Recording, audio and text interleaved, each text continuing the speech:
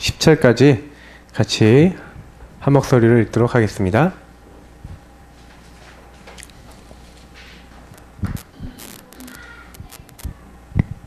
같이 읽겠습니다. 레위 가족 중 한 사람이 가서 레위 여자에게 장가들어 그 여자가 임신하여 아들을 낳으니 그가 잘생긴 것을 보고 석 달 동안 그를 숨겼으나 더 숨길 수 없게 되매 그를 위하여 갈대 상자를 가져다가 역청과 나무진을 칠하고 아기를 거기 담아 나일 강과 갈대 사이에 두고 그의 누이가 어떻게 되는지 알려고 멀리 있었더니 바로의 딸이 목욕하러 나일 강으로 내려오고 시녀들은 나일 강가를 거닐 때에 그가 갈대 사이의 상자를 보고 시녀를 보내어 가져다가 열고 그 아기를 보니 아기가 우는지라. 그가 그를 불쌍히 여겨 이르되 이는 히브리 사람의 아기로다. 그의 누이가 바로의 딸에게 이르되 내가 가서 당신을 위하여 히브리 여인 중에서 유모를 불러다가 이 아이에게 젖 먹이게 하리이까. 바로의 딸이 그에게 이르되 가라 하매 그 소녀가 가서 그 아기의 어머니를 불러오니 바로의 딸이 그에게 이르되 이 아기를 데려다가 나를 위하여 젖을 먹이라. 내가 그 싹을 주리라. 여인이 아기를 데려다가 젖을 먹이더니 그 아이가 자라매 바로의 딸에게로 데려가니 그가 그의 아들이 되니라. 그가 그의 이름을 모세라 하여 이르되 이는 내가 그를 물에서 건져내었음이라 하였더라. 아멘. 예, 계속 이제 몇 주째 축복에 대한 메시지를 드리고 있습니다.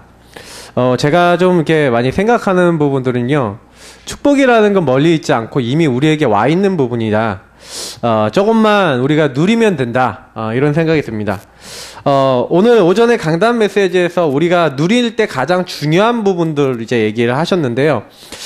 사실은요, 조금 뭐라고 생각하시면 되냐면, 우리의 근본 자체는요, 어떻게 보시면 되냐면, 창세기 3장이 근본이기 때문에, 자꾸요, 요 창세기 3장은 우리를 어디로 끌고 가냐면은, 우리를 자꾸, 이 불신앙, 이 부정적인 대로, 자꾸, 하나님을 안 믿는 쪽으로 자꾸 끌고 갑니다.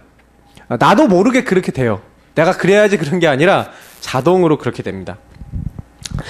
그러다 보니까, 요거와 뭐가 반대되냐? 이게 반대되는 게 바로 언약이죠. 요 언약이 바로 창세기 3장 15절부터 시작되어지는 그리스도를 얘기합니다. 바로 복음이죠. 요 두 언약, 요 언약과 창세기 3장의 싸움이 계속되어집니다. 창세기 3장 15절의 언약을 하나님 주셨는데 당장에 창세기 4장이 딱 가니까 이 하나님의 언약 붙잡은 아벨과 그 언약을 놓치고 열심으로 했던 가인. 근데 이 창세기 3장의 부정적 불신앙에 빠져있던 가인이 당장 동생을 쳐 죽이죠. 근데 거기에 그 하나님이 주신 그 아주 중요한 메시지가 나오는데 거기서 뭐라 그러냐면 죄가 너희 앞에 있는데 너는 죄를 다스릴지니라 그랬거든요. 근데 우리가 죄를 다스릴 수 있습니까? 죄 다스릴 수 있어요? 성경에는요, 많이 우리 이 죄에 대해서 많이 얘기하는데 이 죄라고 하는 부분은 결국에는 그 뒤에 누가 있냐면 사단이 있어요. 그러면 죄 지으면 무조건 마귀 탓이냐? 제가 지난번에 말씀드렸잖아요. 구미 삼서관교 얘기해드렸잖아요. 애들이 헌금함에 있는 돈을 딱 주워갖고 이 돈이 하나 나온 거예요. 그래서 유치원 애들이 그걸 가지고 맛있는 걸 막 사먹었어. 깎아 사먹고. 근데 그게 애들이 이상하잖아요. 깎아 물고 다니니까. 그러니까 이제 발각이 됐죠. 그러니까 애들이 이제 헌금 봉투함에 있는 걸 가져간 거예요. 그래갖고 애들을 이제 불러내서 애들한테 물어본 거죠. 야, 너희는 왜 그랬냐? 그랬더니 애들이 하는 말이 더 웃긴 거예요. 지는요, 안 그러려고 그랬는데요, 마귀가 시켜서요. 이렇게 얘기했다는 거예요. 제가 이제 군대에서 우리 김성호 목사님이 하신 그 복음편지 메시지 들었는데 딱 그러는 거예요, 목사님이. 우리가 죄를 지을 때 그럼 다 마귀 탓이냐? 마귀 때문에 죄 짓고 우리 하나님 떠났냐? 요거 얘기하시더라. 하나님이 분명히 우리에게 언약을 주셨고 분명히 그렇게 우리 언약을 붙잡고 있었으면 마귀가 우리를 딱 공격했을 때 야, 선악과 따먹으면 하나님처럼 돼. 결코 죽지 않으니까 먹어. 요게 아니라 하나님은 반드시 죽는다고 했어.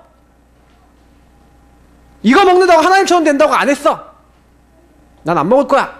하고 언약 붙잡고 있었으면 싸울 수 있는데 언약이 없으니까 싸울 수가 없어. 여기 계신 모든 분들이 아셔야 되는 게 뭐냐면 내가 언약과 그리스도 복음을요 희미하게 붙잡는 그걸 사단이 노려요. 제일 중요한 게 뭔지 아세요? 우리는요 항상 우리 정체성을요 회복해야 돼요. 영적 싸움은 우리가 싸움은 어떻게 합니까? 정체성 가지고 하는 거예요. 우리의 싸움은 혈과 육에 대한 것이 아니다. 에베소서 6장 12절에 오늘 목사님도 얘기하셨지만 혈과 육에 대한 게 아닐까요? 정사와 건세와 이 어둠의 주관자들과 하늘에 있는 악한 영들, 요 영적 세력과 싸우는 거예요. 중요한 부분은 뭐예요? 그러면 제일 잘해야 되는 게 뭘까요? 우리 아이들한테도 이 부분을 보여주고 우리가 누릴 수 있어야 되는데 제일 중요한 건 뭐예요? 일 생겼을 때 굉장히 육신적인 것과 영적인 것 부딪힐 때가 있어요. 그때요 우리는요 뭐 하는 겁니까? 끊임없이 언약. 그래서 제가 여기 뭐 계신 모든 분들한테 이제 뭐 얘기 드리고 전달해 드리려고 하는 게 뭐냐면 나의 이명 계약이나 이런 많은 그래서 조금만 요 복음 기초와 신분 권세죠. 내가 누구냐? 난 하나님 자녀. 하나님 지금 나와 함께 나를 인도하시고 성령으로 나에게 역사하시는데 그때마다 흑암이 무너지고 그때마다 천사 동원하시고 그때마다 하나님 나라 배경으로 증거 주시면서 나를 인도하시는 이 축복을 조금만 누리면서 뭐 하는 거예요? 왜 하나님이 나를 부르냐? 하나님이 나를 부르신 이유가 이면계약이에요. 요 축복을요 우리가요 정말로 누려버리면 그게 성공하게 돼요. 왜냐? 인간의 본성이 뭐라고요? 요거라니까요. 내가 그래야지 그래서 나오는 게 아니라 오라 나는 공고한 사람이라다 이 사망의 몸에서 누가 나를 건져내라 그러는데 우리 안에는 요게 있어요. 그래서 우리가 죽는 날까지 왜 성령이 함께 하시냐? 잘 보세요. 요 축복이 우리에게 왜 필요하냐? 이유가 있어요. 우리는 죽는 날까지 창세기 3장 체질이기 때문에 나도 모르게 창세기 3장에 이 육체의 욕심을 행하고자 해요. 요한복음 8장 40절 너희 아비 욕심을 너희도 행하고자 하는지라 한 것처럼 자꾸요 육신적인 것을 따라가게 되어 있어요. 그래서 예수님이 내가 너에게로 다시 오겠다. 내가 너희와 함께 영원히 있을 것이요. 내가 모든 걸 가르치고 생각나게 할 것이다. 성경의 가장 큰 약속이 뭡니까? 이제는 내가 육신의 법에 묶이지 않고 이제 하나님 자녀가 되고 하나님의 영에 인도받는 사람이 된 거예요. 그걸 가지고 뭐라 합니까? 하나님의 자녀. 목사님 오늘 읽지 않았지만 로마서 8장 14절에 뭐라고 되어 있는지 아십니까? 무릇 하나님의 영의 인도를 받는 사람을 하나님의 아들이라 그랬어요. 하나님의 자녀라 그랬어요. 그러면 우리는요 뭐 하는 거예요? 요거 가지고 싸우는 거예요. 그래서 제가 옛날에 제 개인적인 영적 문제 많이 눌리고 많이 시달릴 때요 로마서 7장 8장을 굉장히 많이 봤어요. 왜냐면 제가 눌릴 때마다 봤는데 그때마다 힘을 얻었던 게 뭐냐면 바울이요 그 대전도자 바울이 오호라 나는 공고한 사람이로다 이 얘기를 하는데 너무 위로가 되는 거예요. 야 그렇지 바울도 이러는데 나도 이렇게 언약할 수 있지. 그게 저는 되게 위로가 됐어요. 근데 그 위로보다 더 중요한 게 뭐였냐면 그래 내가 이렇게 연약하니까 나는 그리스도 필요하다. 그리스도 예수 안에 있는 자에게 결코 정죄함이 없다.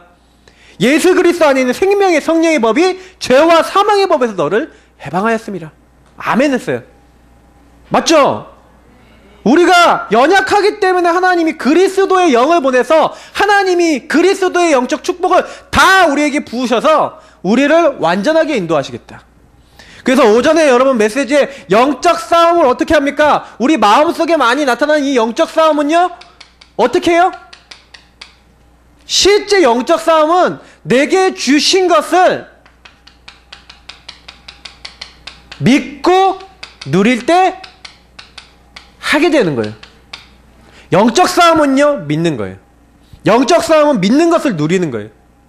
그러면 어떻게 믿고 누립니까? 그게 바로 모든 것을 기도한다 라는 건 뭐냐면 하나님 앞에 요 얘기예요.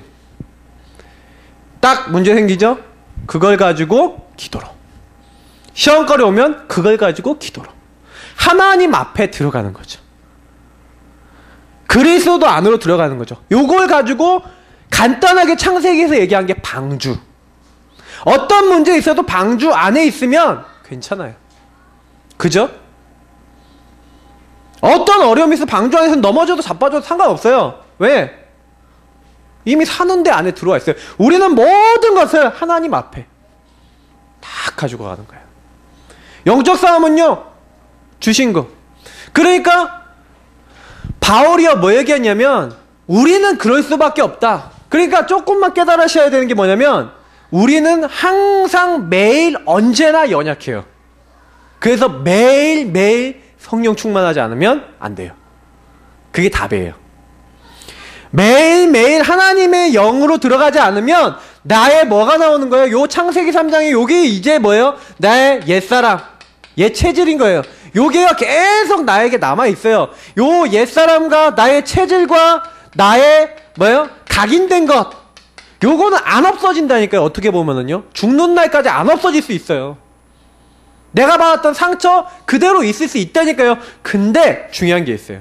내가 요 부분을 계속 붙잡아 버리면 내가 막 그게 상처가 되고 막 힘들고 막 짜증나고 막 이럴 수 있는데, 근데요 너무 놀라운 게 뭐냐면 내가 이 옛사람 체질 각인된 그분이 나를 찾아올지라도 내가 요 모든 것에 하나님 앞에 기도하고 맡기고 성령 충만 속에 들어갈 수 있다. 그럼 어떻게 되는지 아세요? 하나님은 하실 수 있다라는 걸 딱 믿고 하나님 앞에 딱 서는 그 순간 하나님은요 우리에게 각인된 요거를 어떻게 해요? 각인된 그것 채로 덮어 씌우셔갖고 요거를요 하나님의 축복으로 사용하세요. 내 체질이 더럽다 그러면 더러운 나의 체질을 사용하시고, 내가 너무 깍쟁이다, 깍쟁이 같은 나의 체질을 사용하세요. 제가 아는 목사님 성격 엄청 급하거든요.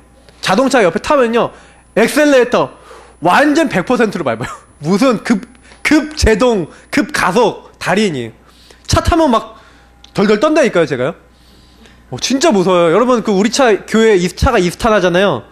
그분이 옛날에 한번 저희 교회 이스탄을 몰고 진주에 내려가는데, 여러분 진주까지 거리로 따지면 별로 안 되는데 보통 내려가면 그래 5시간은 걸려요. 쉬는 시간까지 포함하면 4시간 반에서 이 정도 걸리거든요. 근데 진주까지 가는데 3시간 만에 갔어요. 3시간 만에 가는데 저희 교회 차 맨 마지막 속도가 160km거든요. 저는 그걸 그때 처음 봤어요. 이 차가 160까지 밟을 수 있구나. 와, 이제 얼마나 진짜요. 근데 너무 놀라운 건 제가 옆자리에 앉아 있었거든요. 막 심장이 막 벌렁벌렁 거리는 거예요. 막 그 온도 게이지가 있어요. 차에 보면 온도 게이지가 빨간색까지 가. 근데 또 놀라운 게 뭔지 아세요? 그 옆에 앉아 있었다고 제가 이제 올라올 때 제가 차를 몰았어요. 올라올 때 차를 몰았는데 제가 145를 150을 밟는 거 있죠. 한 번도 안 밟았거든요 그렇게. 근데 제가 그때 체험한 게 뭐냐면 이게, 근데 어쨌든 제가 그 목사님을 볼 때요 느끼는 게 뭐냐면 이 목사님 성격도 급하고 이런데 급한 대로 또 하나님 쓰시는 게 있는 거예요. 옆에서 보고 있으면 그래요. 그래 저것도 성령 충만하면, 저 성격도 성령 충만하면.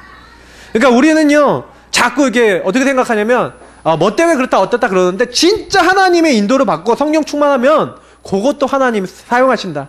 그러니까 나의 연약하고 내가 각인된 게 좀 이상하다, 그럼 이상하다 생각하지 말고 하나님 나의 이 이상한 나의 상처 입은 이곳에 주의 성령으로 역사하여 주옵소서, 이렇게 기도하시는 거예요. 그럴 때 하나님은요 요 말씀 오전에 우리에게 주신 강단대로 그래서 나에게는 다른 게 필요한 게 아니라 그리스도와 하나님 나라와 성령의 역사, 그 하나님의 역사가 나에게 필요하다.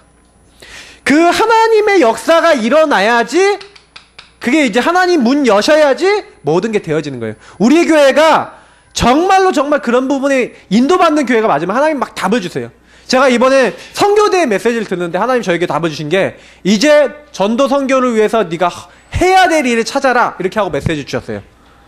그래 맞다.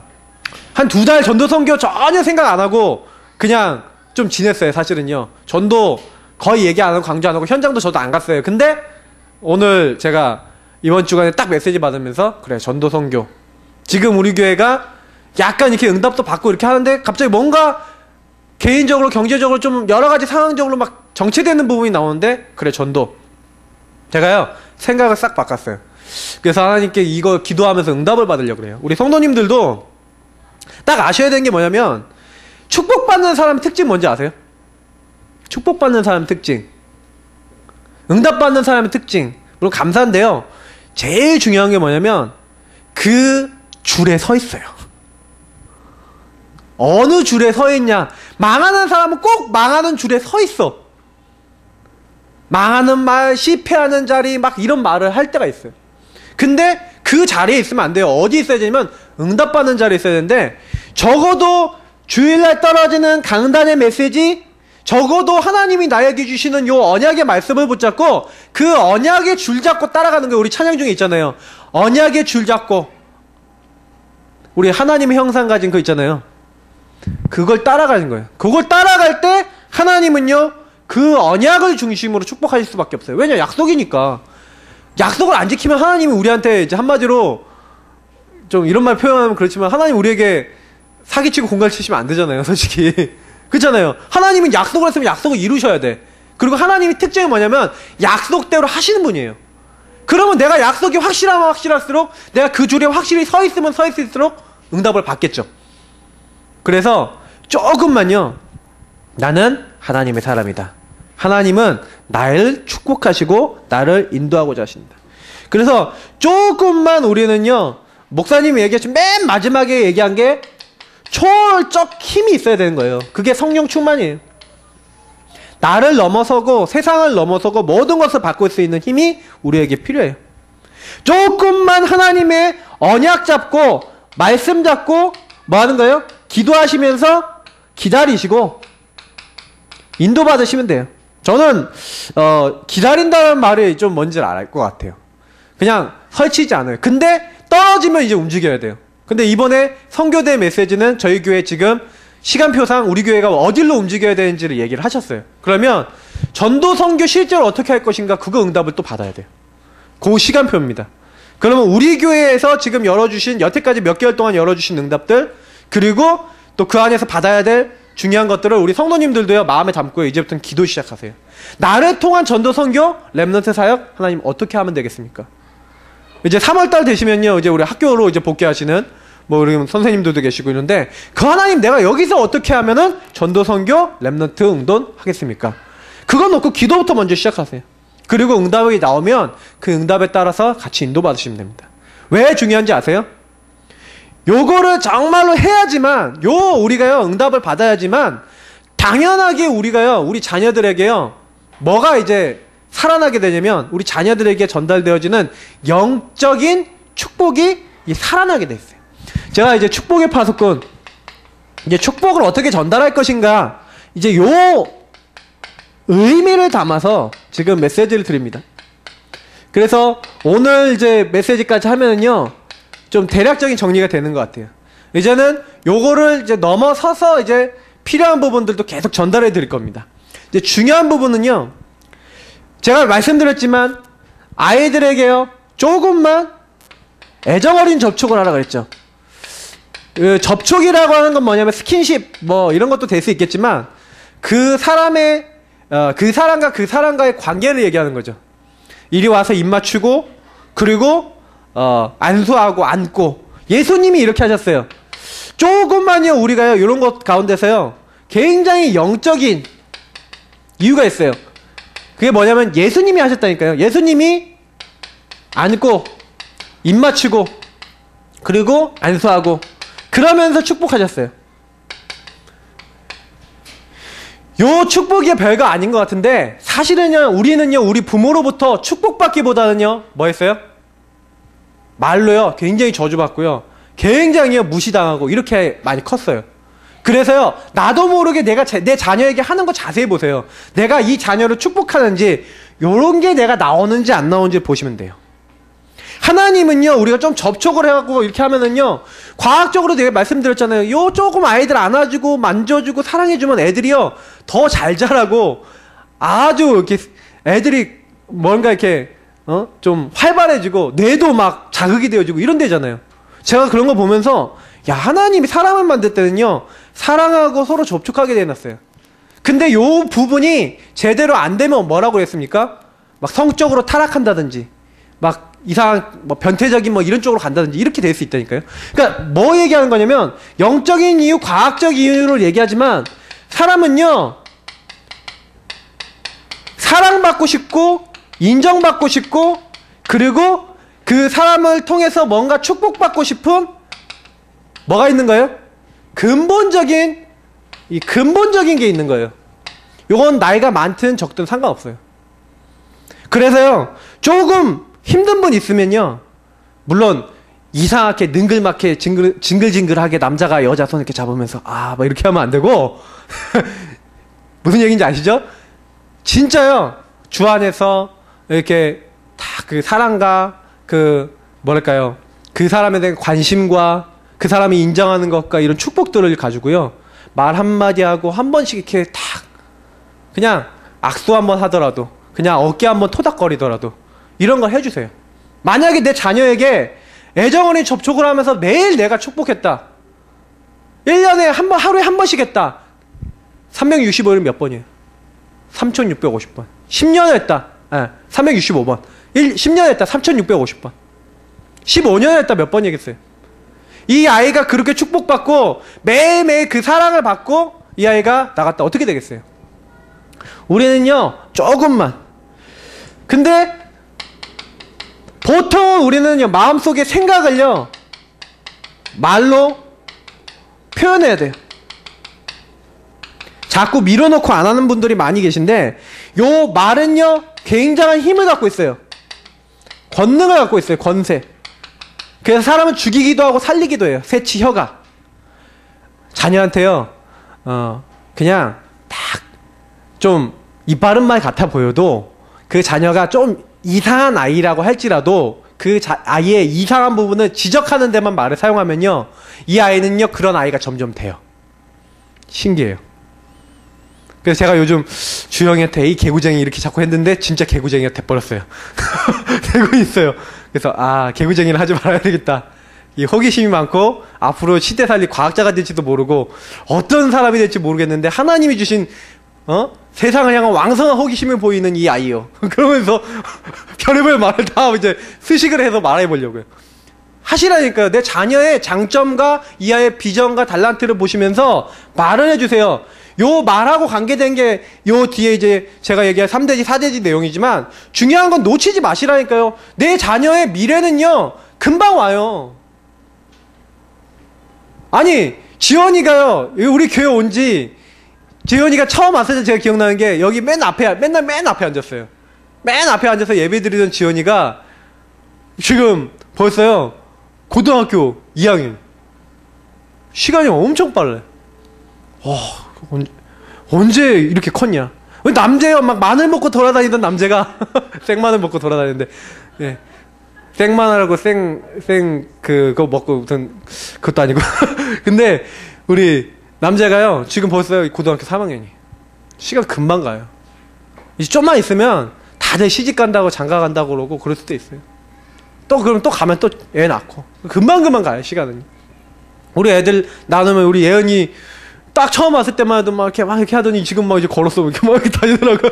와 빠르다. 이게 금방이라니까요. 우리가 애들이요 이렇게 좀 천천히 크는 것 같지만 이게요 기회는요 지금이에요. 절대요 오늘 내가 요거를요 아이들에게 전달하셔야 돼요. 미루지 마세요. 절대로 내 아이를 축복하는 것에 인색하지 마시고 미루지 마세요. 많은 사람이 미뤄요. 하나님의 영적 축복뿐만 아니라 부모가 그냥 인간적으로만 축복해도요 자식은 살아나요. 왜냐? 하나님은요 부모를요 자식에게는 어떻게 됐냐 마치 하나님처럼 느껴지도록 만들어놨어요. 그래서 자녀가 어렸을 때 부모와의 관계가 어떻게 되느냐 하나님을 보는 눈도 달라져요. 자녀에게 있어서는 부모가 하나님 같은 존재라니까요. 그래서 부모가 일관성이 없고요 막 이랬다 저랬다 하면요 아이도요 그 부모에 대해서 점점 이제 시간이 지나면 어떻게 돼요? 신뢰를 안 하죠. 그러면 하나님도 안 믿어요. 그런 아이들은요. 이거 아셔야 돼요. 우리가요 조금만 부모가 그래서요 하나님의 이 영적 축복을 대신 받은 사람에게 그래서 전달해 줘야 돼요. 우리는요, 자신이요, 요것을 받지 못했어요. 그렇다고 내가 자신이 받지 못했었다고 해서 내 자녀에게 전달하지 못할 이유는 되지 않아요. 그걸 아셔야 돼요. 그럼 여기서 우리는요, 완전한 저주를 끊겠다. 저주를 끊어버리겠다라는 언약을 잡으셔야 돼요. 나는 내 부모로부터 축복 많이 못 받았다. 오히려 난 저주받고, 나는 오히려 부모로부터 막 질책받고 이렇게 크신 분들일수록 자녀를 축복하셔야 돼요. 왜냐? 내 자녀가 나랑 똑같이 된다면 하시겠어요? 내 자녀가 내가 가진 상처 똑같이 갖는다면 하시겠어요? 근데 내가요, 똑같이 해요.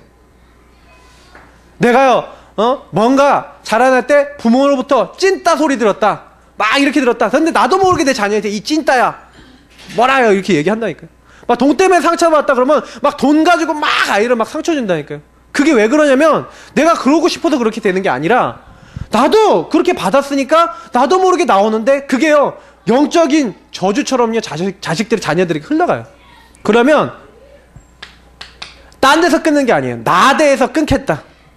딱 붙잡으셔야 돼요.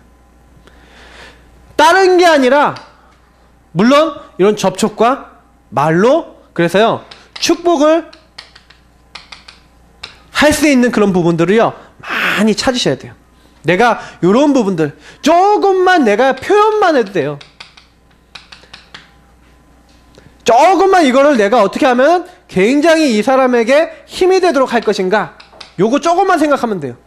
요걸 하는 방법에 대해서 지난주에 얘기 드렸는데, 그 말을 할 때 그러면 어떻게 해야 되냐, 굉장히 귀하게 여기면서 높은 가치를요 부여해 주세요. 너는 굉장히 소중한 존재라는 것을 넣어줘야 돼요. 그 상대방이요, 굉장히 존중하고요, 귀하게,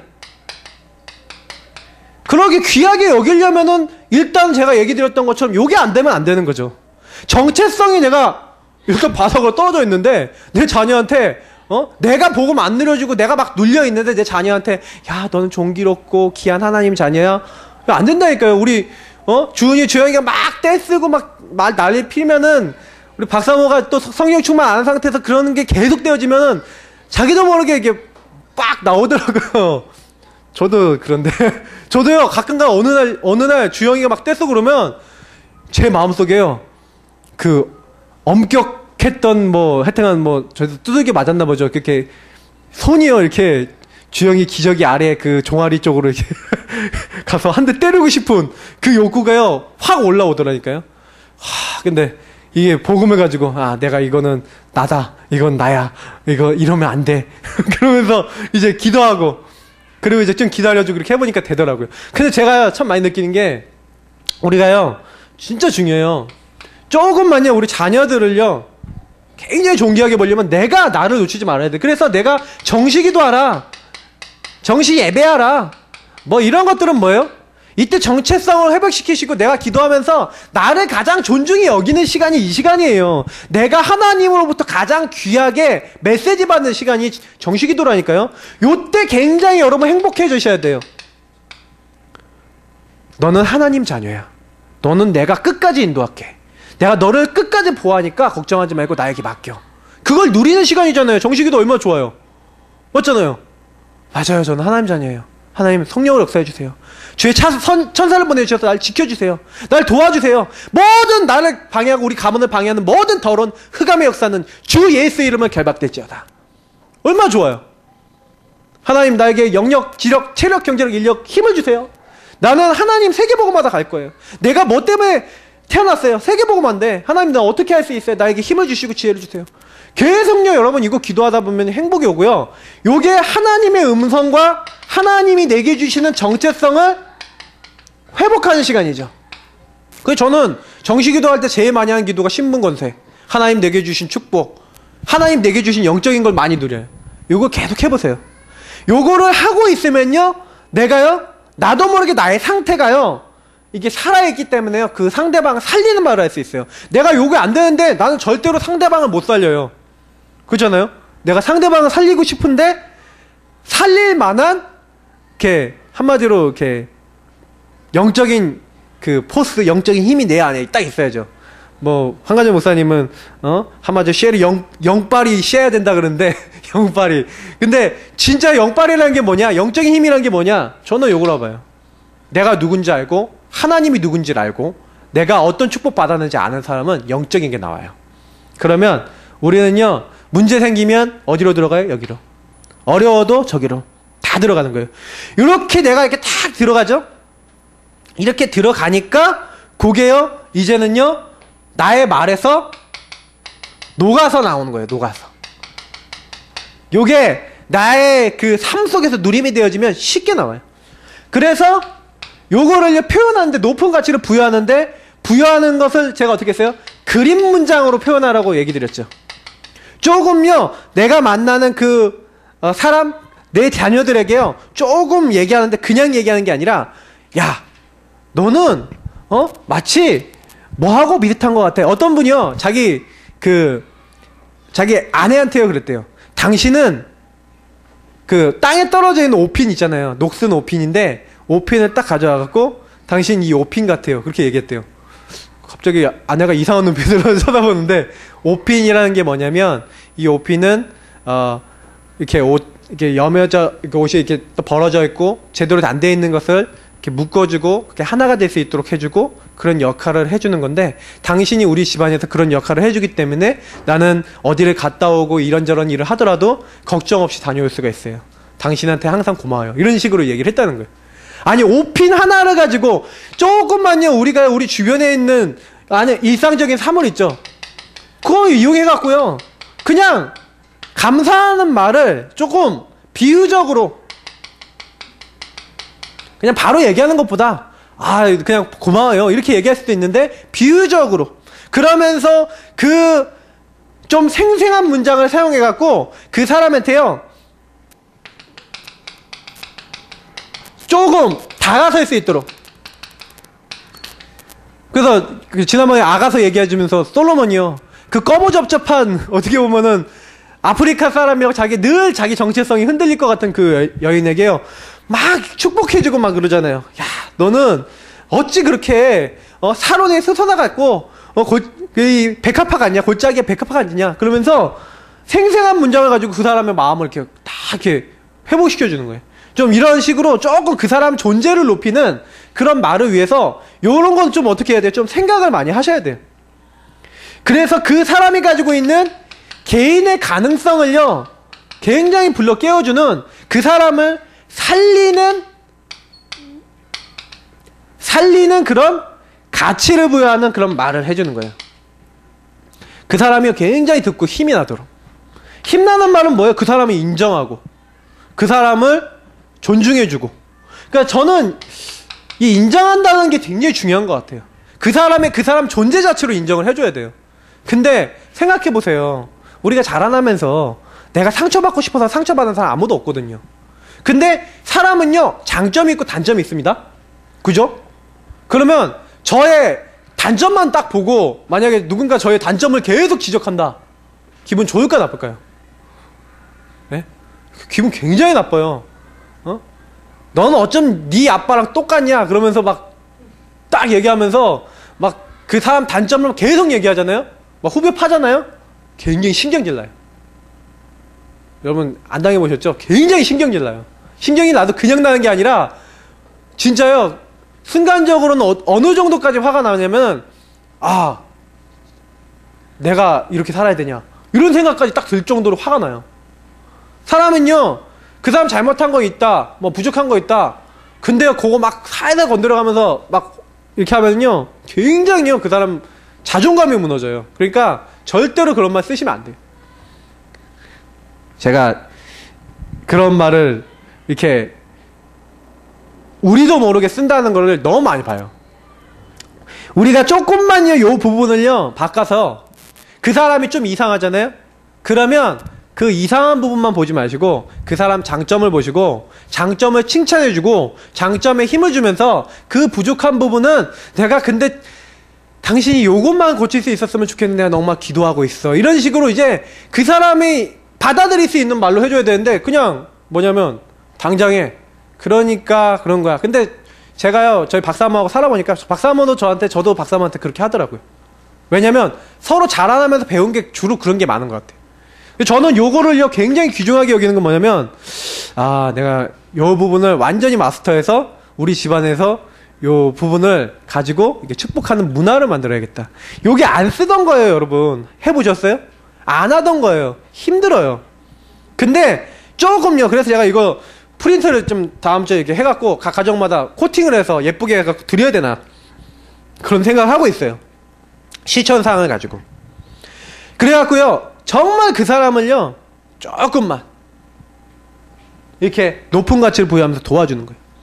그러면서 특별한 장래에 대해서 얘기해 주라고 말씀드렸죠. 만났을 때요, 이 사람의 어떤 그 지금 모습만 보지 말고 미래 그 사람이 어떤 사람이 될 것인가에 대한, 여러분이 그 사람에 대한 가치와 그 사람에 대한 인정을 딱 마음에 담고 이 사람이 이런 사람이 됐으면 좋겠다라고 하는 축복의 언어를 전달해 보세요. 저희 옛날에 저희 누나들하고요, 그 마산에 갔어요. 마산에 우리 친척이 사는데, 마산에 이렇게 사는 친척들이 남자들인데 되게 잘생기고요, 좀 젠틀해요. 그래서 이 친척들이 딱 택시를 타고 내리고 그러는데, 저희 누님들하고 뒤에서 내리는데, 이게 앞에 타고 있던 친척이 딱 문을 딱 열더니 여자들 딱 내리고 문을 탁 열어주는 거예요. 이렇게 탁 내리고, 그 다음에 이제 탁 이렇게 닫아주고 이러는 거예요. 그걸 딱 보더니, 누님들이 저를 딱 보더니, 야, 이 자식아, 너는 저런 것 좀 배워야 돼. 그러면서 막. 근데 저가 나중에 이제 그걸로 인해서 젠틀하게 되긴 했어요. 저도 이제 사람들을 이제 좀 배려하고 이런 것들이 나중에 되긴 했는데, 중요한 거는 왜 그때 나한테 그렇게 꼭 얘기를 했을까? 이제 그런 생각이 드는 거죠. 그래서 제가 그 사건이 잊혀지지가 않는 게 뭐냐면, 거의 저는요, 이게 누군가 이런 식으로 얘기해서 뭔가 이제 고쳐진 게 되게 많아요. 근데, 좀 제가 역효과도 있다는 거를, 예, 뭐 좋을 수도 있겠지만 역효과도 있어요. 그 당시 굉장히 기분이 나쁘다는 거. 그러니까요, 좀 미래에, 너도, 야, 저렇게 하면 참 좋겠다, 이렇게 얘기해 줄 수 있잖아요. 맞죠? 야, 저건 참 좋은 거다. 야, 저렇게, 야, 배려도 있고 참 좋지 않냐? 그러면서 좋은 거 딱 있으면 그 사람에게 건의하면서 딱 이렇게 해야지. 야, 저 사람은 저렇게 하는데 너는 왜 이거밖에 못하냐? 이제 이렇게 얘기하면은 그야말로 이제 죽이는 거죠. 우리는요, 미래를 보고요. 그래서 제가 우리 랩런트들이 요리사 되고 싶어요. 뭘 요리사 안 되면 어때요? 그리고 뭐 야구선수 되고 아직 안 되면 어때요? 그래, 또 멋진 요리사 되면 참 잘하겠다.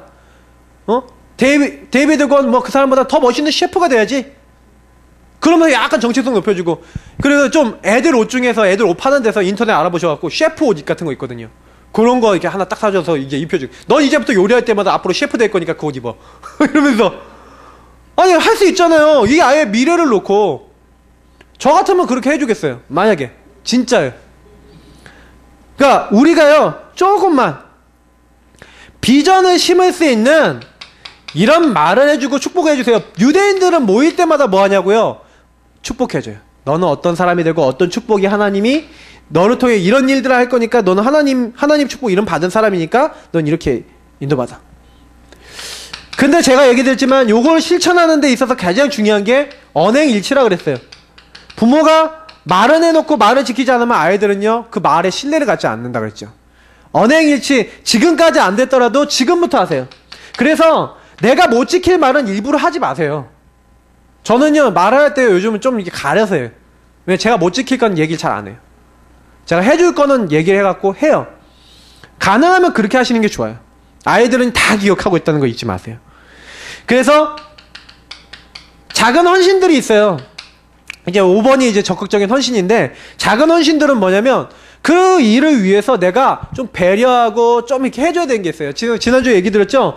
어떤 아빠가 그냥 이제 부부싸움만 하면은 그 결혼 반지를 에이 하고 집어 던졌다고. 그러니까 그걸 볼 때마다 애들은 저 굴러가는 반지처럼 아버지가 어느 날 떠나버릴 거야 라는 그 두려움과 불안 속에 살았다고. 근데요, 그거 안 던질 수 있거든요. 뭐 싸울 수는 있죠. 그잖아요. 근데 반지는 왜 던져요? 자기 화 때문에 그런 거거든요. 근데 요런 것도 작은 헌신이에요. 우리가요, 조금만 바꿔도요, 굉장히 많은 영향을 줄 수 있다는 거죠. 그리고 끝까지 그 사람을 위해서 축복하세요. 지난번에 얘기했던 것처럼 어떤 좀 약간 학습부진, 마르시아라고 하는 학습부진이었던 그 자매가 학습이 부진했음에도 불구하고 교사라는 비전을 갖고 있었을 때 그 특별한 장래를 놓고 부모가 끝까지 도왔는데 결국에는 늦었지만 그 일을 이뤄냈어요.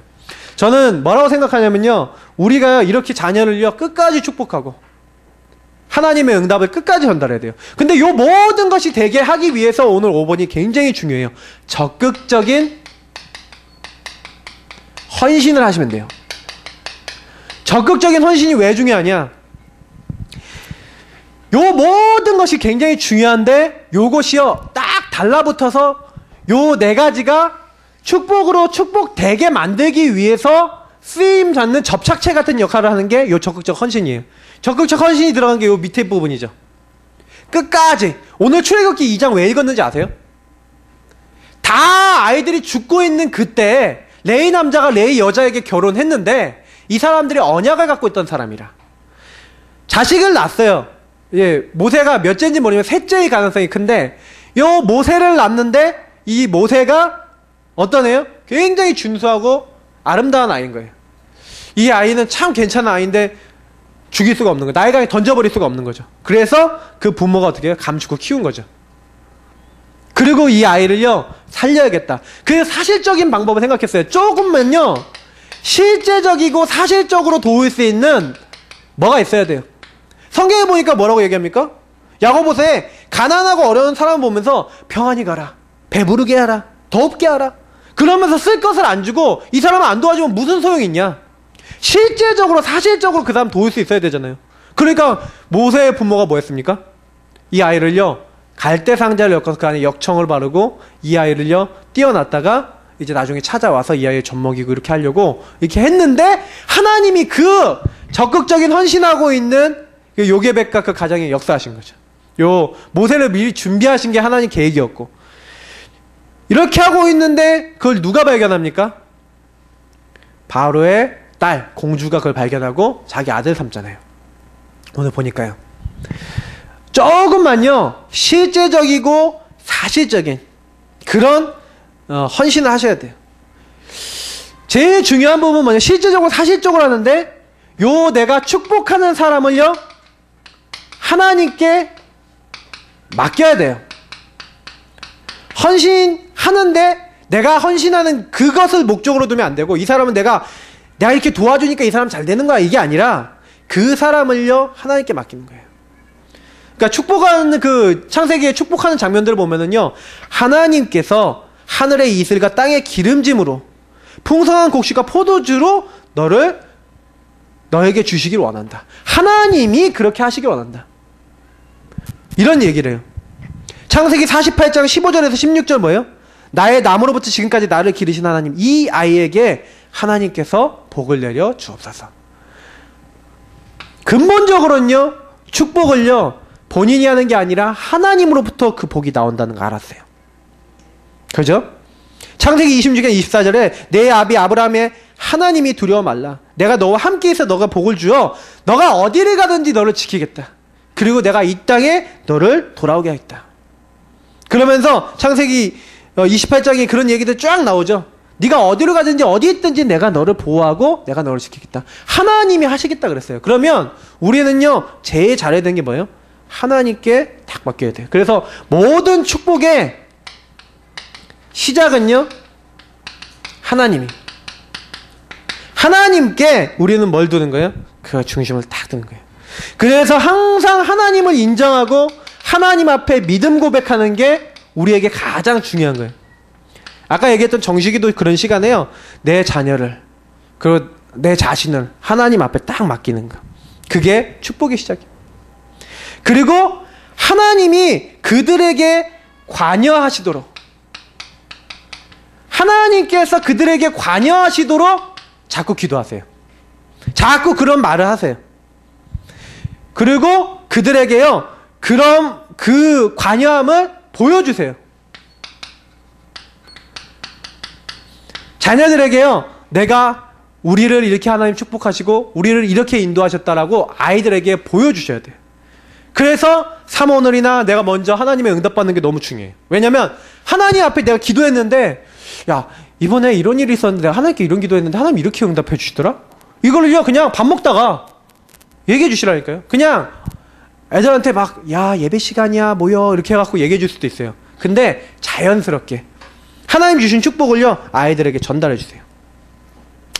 자, 그리고요 가장 우리가요 자녀들에게 유익한 방법으로 자신의 삶을 헌신해야 돼요. 아이들이 굉장히 유익한 방향이 있어요. 그냥 이제 도와주면 안 돼요. 자기가 할 수 있는 지금 시점에서 할 수 있는 것들이 있어요. 좀 어떤 거 얘기 드리고 싶냐면은 요 3번인데요. 아이들한테요 요렇게 하시면 돼요. 사람마다요 각자 분량이 있거든요. 왜냐면 사람마다 어떤 사람은요 사랑을 좀 많이 줘야 되는 애가 있어요. 좀 질투도 많고 시기심도 많은 애가 있어요. 그럼 그런 아이들은 그냥 축복하면 안 되고 좀 더 많이 줘야 돼요. 축복을 한 번 줘야 될 거를 어떤 애는 2번만 받아도 한두 번만 받아도 되는데 어떤 애는 뽀뽀 12번 해줘야지 안정이 되는 애가 있어요. 그러니까 사람에 따라 틀려요. 그러니까 그 각자의 분량에 맞게, 그래서 야곱이 축복할 때도요 각자의 분량에 맞게 각자의 사람에 맞게 축복을 해요. 이건 굉장히 중요한 내용이에요. 그래서 그 사람한테, 그 아이들한테 잠언서 22장 6절에 있는 대로 마땅히 행할 길을요 알려주는 거예요. 지금 그 아이들은요 다 특성이 틀려요. 그러면 그 특성에 따라 가야 될 길도 다 틀리겠죠. 생각도 다 틀리겠죠. 이제 요거를 얘기해 주는 거예요. 그러면서 자녀를요 복되게 하는 데는요 징계도 있어요. 그냥 무조건 좋은 게 좋은 거지 이게 아니라, 혹 아이가 잘못했다 그러면 그 부분에 대해서는 분명히 깨닫게 해줘야 돼요. 이걸 훈육이라 그러죠. 요 야곱은요 자녀들을 축복하는 기도를 할 때 자기에게 잘못하고 실수했던 그 자녀들에게요 그 부분이 훈육이 되도록 징계의 말들을 해요. 근데 그 부분은 왜 중요하냐면 이 아이들이 가야 될 길 가지 말아야 될 길을 알아야 돼요. 그래서 히브리서 12장 5절 6절에 보니까 뭐라고 되어 있냐면 하나님은 그 사랑하는 사람을 징계하신다 그랬어요. 그래서 우리 하나님 자녀가 맘대로 살면요 반드시 하나님이 돌아오도록요 이렇게 턱 건드리세요. 그러니까 맘대로 사지 마시고 이렇게 처음부터 하나님들 받아야겠습니다. 그리고 우리는요 조금만요 자녀를요 연구하셔야 돼요. 그 자녀를 연구한다는 얘기는 뭐냐면 자녀들의 관심사. 보통요 몰라요. 내 아이가 뭘 좋아하는지. 조금만요 일관적으로 좀 함께 대화할 수 있는 어떤 그런 시간이 좀 필요하실 거예요. 우리가 하나님과 정시기도가 필요하듯이 아이들이 언젠가 시간이 되면은요 요런 시간이 거의 없어져요. 일관적인 대화를 좀 할 수 있는 시간이 없어요. 그러니까 일부러 TV도 다 끄고 좀 대화도 나눌 수 있는 그런 시간을 마련하셔야 돼요. 좀 자녀들하고 함께 할 수 있는, 함께 활동할 수 있는, 운동을 하시든 같이 노시든 좀 같이 활동을 하면서 이때 마음껏 축복하고 좀 다 할 수 있는, 그러니까 자녀들과 뭐가 좋아하고 자녀들이 뭘 하면 기쁜지를 알아야죠. 그래서 사실 이런 부분에 대해서 좀 이게 제가 글을 봤더니 뭐라고 되어 있냐면 지금 자녀가 가장 좋아하는 성경의 인물은 누구고 그 사람을 왜 좋아하는지 아니야. 이 아이가 지금 좋아하는 남자친구나 여자친구가 누구고 이 아이는 어떤 타입의 사람을 매력적으로 느끼는지 아니야. 뭐 이런 사소한 건데 내가 내 자녀에게 반드시 알고 있으면 좋을 만한 많은 내용들이 있는데요. 실제로 제가 보니까 저희 부모님 몰라요. 제가 저희 이제 박사모하고 사귀는데 제가 왜 박사모하고 사귀는지에 대해서 얘기를 이렇게 좀 하는데 거기에 관심이 없어요. 자기가 원하는 것만 관심이 있는 거죠. 이게 굉장히요 서글픈 거예요. 왜냐면 자녀가 뭘 원하는지, 자녀가 어떻게 인도받고자 하는지에 대해서 모른다, 소통이 안 된다. 나중에 그게 두고두고 시간 지나가고 문제가 되는 거죠. 그래서 저는 이제 제 개인적으로 저는 저 자신을 보면서 많이 느끼는 거지만 하나님이요 예전엔 그런 생각을 했어요. 왜 난 목회자 가정으로 태어나갖고 자녀로 태어나서 왜 이렇게 살아야 되냐 이런 생각을 했던 적이 있었어요. 근데 지금에 와서는요 참 잘됐다라는 생각을 해요. 왜냐면 목회자 가정만큼 어떻게 보면은 좀 이런 부분에 대해 생각하지 않으면 안 되는 사람이 없는 것 같아요. 왜냐면 목회자들이 제일 잘할 것 같잖아요. 제일 못해요. 제일 못한다니까. 어떻게 보면 제일 못해요. 제가 알아요. 저는 그래서 하나님 앞에 그 기도하는 부분이 뭐냐면, 하나님 저는요 메시지도 이렇게 하고요 말도 이렇게 하고 이렇게 하는데 하나님 저는 그 메시지하고 저의 삶하고 같아질 수 있도록 나를 도와달라고 저는 그런 기도를 많이 해요. 왜냐면 내 자녀들 앞에서도 내가 만나는 사람들 앞에서도 이런 부분들을 얘기할 수 있도록. 제 기도 제목 보시면 아시잖아요. 자, 그러면서 자녀들의 말을요 좀 경청하셔야 돼요. 요게 헌신이에요. 아이들의 말을 좀 들어주셔야 돼요. 아이들이 어떤 생각하고 어떤 상황인지 그들을 이해해 주셔야 돼요. 그래서 잠언서 15장 30절에 보니까요 뭐라고 되어 있냐면, 요 말씀이 되게 중요한 말인데요, 눈의 밝은 것은 마음을 기쁘게 하고. 우리가요 딱 눈이 밝아서 그 사람이 어떤 마음을 갖고 있고 어떤 생각을 갖고 있는지 이해할 수 있다? 그 사람 마음을 기쁘게 할 수 있어요.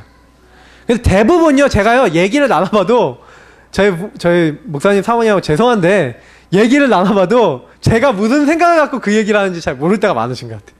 그래갖고 제가요 그냥 이제 그러죠. 좀 얘기를 하다가 좀 이렇게 답답해지고 그렇게 되면 이제 좀 언성이 높아지고 이렇게 될까봐 제가 이제 중간에 끊는 경우도 저도 많이 있는데, 얘기를 해보니까 보통은 그런 경우가 많아요.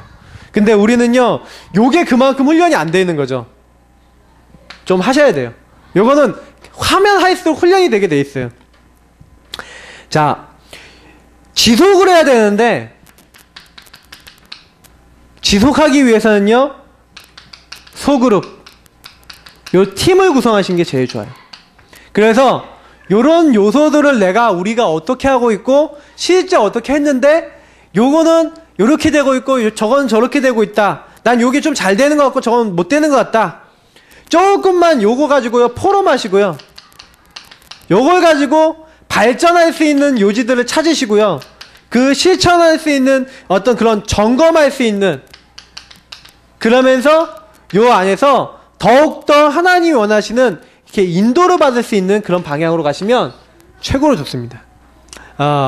저는 좀 오늘 좀 말씀 이제 정리하면서 뭘 얘기 드리고 싶냐면, 사실은 제가 내용들을 보면서 느낀 게 있어요. 그러니까 쉬운 말이에요. 그냥 근데 요거를 좀 길게 풀어서 얘기 드렸을 뿐인데 쉬운 말인데, 정말로 우리가 말을 하더라도 뭔가 비전적이고 언약적이고 이 사람을 살릴 만한 그것을 우리가 전달하라 이 얘기인데, 우리는 곰곰이 생각해보면 이사야서 60장 1절에서 22절에 보니까 일어나라 빛을 발하라, 이미 너 위에 여호와의 영광의 빛이 임하였다. 하나님은요 우리에게 이미요 빛을 주시고 우리를 빛의 자녀로 부르셨어요. 그러면 우리는요 요 빛을 가지고 빛을 전달하는 사람이 되어야 되는 거예요. 빛을, 내 자녀에게 빛을 전달해야 되는데 요 빛 아닌 다른 것들이 우리에 들어온 게 많다는 거죠. 그게 이제 각인된 것이라는 거예요. 요 각인되고 나에게 들어온 것이라고 할지라도 우리는 요걸 성령 충만으로 뛰어넘으면서 반드시 내 자녀에게 그런 것들이 전달되어지지 않고, 내 자녀에게는 뭐가 전달되도록요? 하나님의 축복이 전달되도록. 요걸 위해서요 어떤 분은요 요렇게 했어요. 평생 서약하셨어요. 평생의 서약은 뭡니까? 내가 예기치 않은 순간 굉장히 어려움을 이겨낼 수 있는 뭐예요? 언약을 붙잡는 거예요. 요 언약을 붙잡고 요거를요 내가 평생 요걸 내가 붙잡고 나 요 안에서 살아가겠다, 요거를 새기기 위해서요 딱 서약한 거예요. 하나님, 나는 모든 일, 어떤 일이 있어도 그리스도 안에 들어가서 그 일을 내가 보겠습니다. 어떤 분이 그렇게 이제 결단을 한 거죠. 나는 이제 새 사람이니까 하나님의 인도를 받겠습니다. 그래서 이 책의 저자가 얘기한 그 내용이 뭐였냐면, 나는 어떻게 한다 이렇게 얘기하면서 자기 자녀들에게요 요 축복을 전달해주기 위해서 자기들이 축복송을 만들었어요. 축복의 내용을 가사로 만들어 갖고 너는 너무너무 존귀한 뭐 누구누구야 그러면서 동요 가사를 이제 가사만 바꾼 거야. 그래서 그 아이들에게 매일 밤마다 불러줬대요.